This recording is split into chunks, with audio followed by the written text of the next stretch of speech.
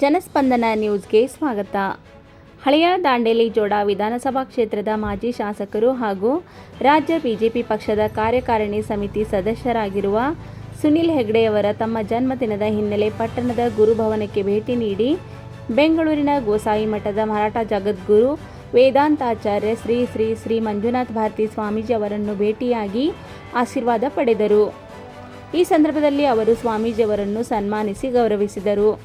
ಬಳಿಕ ಮಾಜಿ ಶಾಸಕರು ಮತ್ತು ಸ್ವಾಮೀಜಿಯವರು ಹಳಿಯಾಳದ ಹೌಗಿ ಗ್ರಾಮದ ಬಳಿ ನಿಯೋಜಿತ ಶ್ರೀಹರಿ ಛತ್ರಪತಿ ಶಿವಾಜಿ ಮಹಾರಾಜ ಗುರುಕುಲ ನಿರ್ಮಾಣದ ಕುರಿತು ಮತ್ತು ಮರಾಠ ಸಮುದಾಯವನ್ನು ಪ್ರವರ್ಗ 3B ಯಿಂದ 2A ಸೇರಿಸುವ ಕುರಿತು ಕೇಂದ್ರ ಸರ್ಕಾರದೊಂದಿಗೆ ಪತ್ರ ವ್ಯವಹಾರ ಕುರಿತು ಸುದೀರ್ಘ ಚರ್ಚೆ ನಡೆಸಿದರು.